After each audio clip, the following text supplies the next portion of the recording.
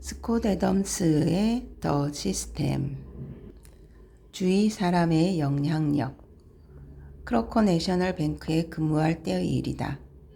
새로 들어온 인턴 하나가 어떤 동네에 사느냐가 성공에 영향을 미친다는 괴상한 이론을 주장했는데, 나와 동료 직원들은 그런 그의 생각에 실소를 금치 못했다. 그의 계획은 이랬다. 룸메이트를 몇 명 구해서 집세를 나눠 내는 한이 있더라도 부유한 지역에 있는 최고의 아파트를 구해서 들어가면 나머지 일은 마법처럼 알아서 풀릴 거라고 했다. 물론 그는 성실히 일하고 학교에 다니고 법을 준수하며 성공에 필요한 정상적인 단계를 밟아나갈 의지가 있었다. 하지만 의지만으로는 한계가 있다고 생각했다. 자신이 진짜 부자가 될 때까지 부유한 사람들 속에서 살아간다는 기막힌 계획을 통해야만 실제 성공이 가능하다고 믿었다. 나는 주위 사람들이 웃음을 터뜨릴 정도로 그를 놀려댔다. 사실 그 계획만 제외하면 그 인턴은 모든 면에서 합리적인 사람이었다.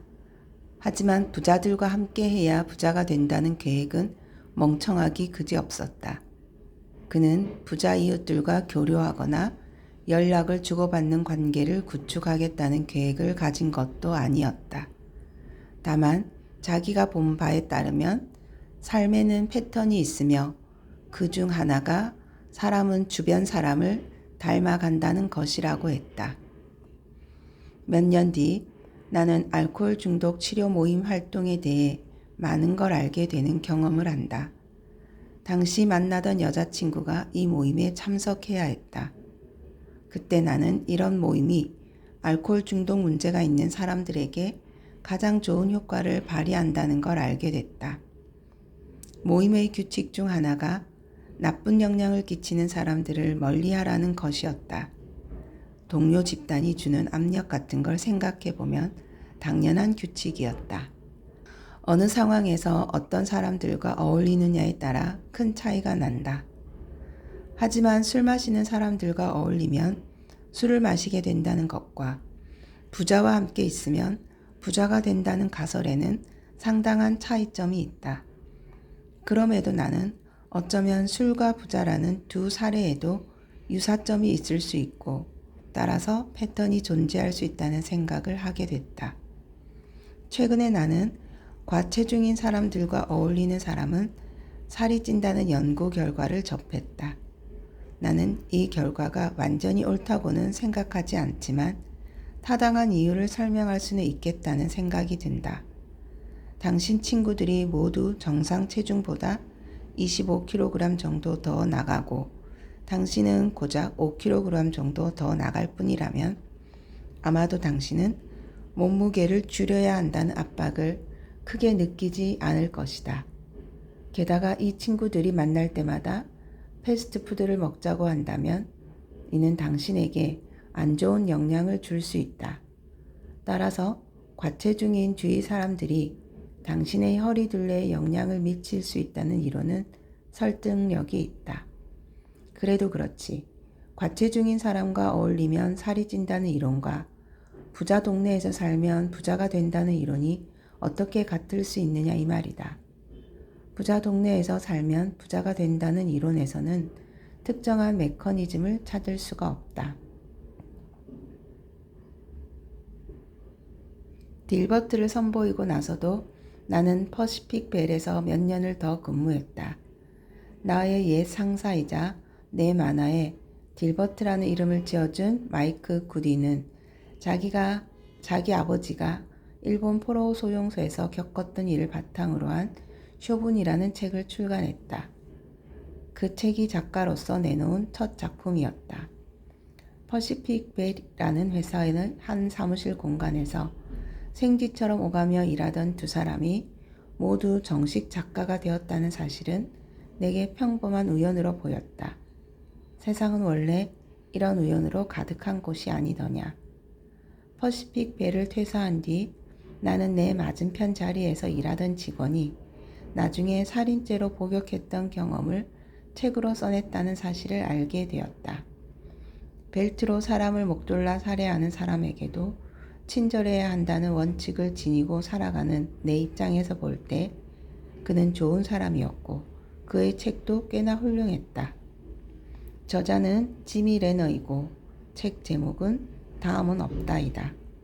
퍼시픽 벨이라는 같은 회사 내의 작은 사무실 공간에서 함께 일했던 세 사람이 정식 작가가 될 확률이 얼마나 될까? 그냥 우연의 일치라고 볼 수도 있겠지만 다소 특별한 건 사실이다. 그래서 나의 패턴 감지기가 작동을 시작했다. 두 사람은 나와 함께 일했고 나와 같은 길을 걸었다. 혹시 나와 가까운 거리에 있었기 때문에 내가 본보기가 되었다거나 영감을 준 것일까? 아니면 그냥 우리 셋 모두 결국 책을 쓸 운명이었을까? 알 길은 없다. 이게 다가 아니다.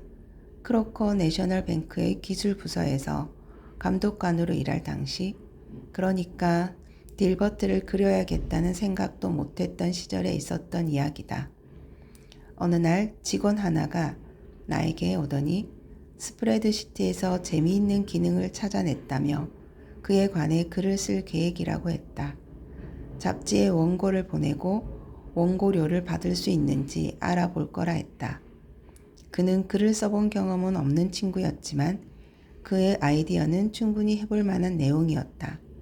나는 원고를 보내라고 부추겼다.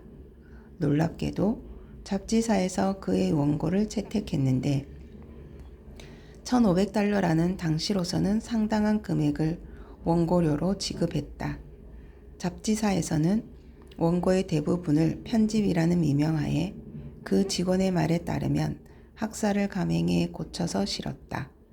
그 이후로도 그는 몇 건의 기사를 더 썼고 모두 잡지에 실렸다. 내가 그를 알고 지냈다는 사실이 훗날 내가 만화를 그리는데 영향을 미쳤을까? 나는 그렇다고 생각한다. 그는 내게 사무실 칸막이 밖에서도 돈을 벌 수 있다는 것을 보여줬다. 인간은 사회적 동물이다. 우리는 수십 가지 경로를 통해 주변 사람들로부터 에너지, 영감, 기술, 성격적 특성을 습득한다. 때로는 본보기를 통해 배우고 때로는 평범한 사람이 성공하는 모습을 보며 성공이 생각보다 멀지 않은 일처럼 느껴지기도 한다.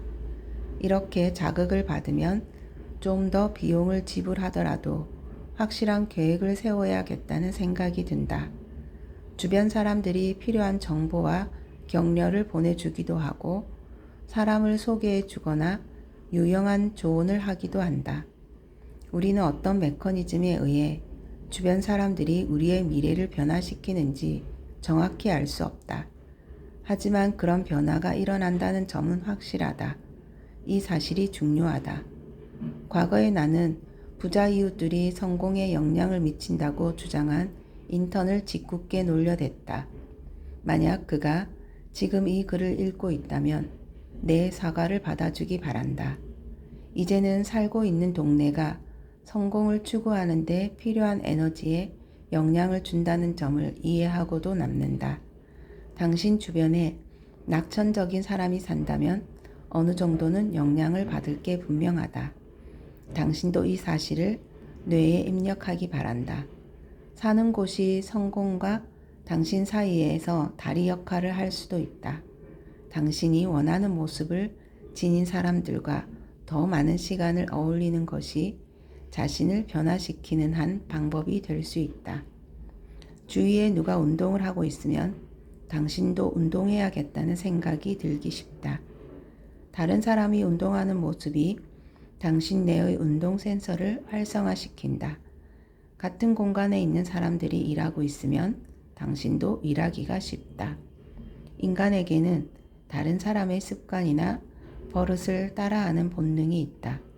이러한 지식을 활용해서 당신이 원하는 방향으로 뇌를 프로그래밍 하면 된다. 당신이 원하는 모습을 지닌 사람들을 찾아서 되도록 많은 시간을 함께 보내도록 하라. 그들의 좋은 습관과 에너지가 당신에게도 묻어날 것이다. 나는 행복하다. 못할 것도 없지. 난 참 풍족해.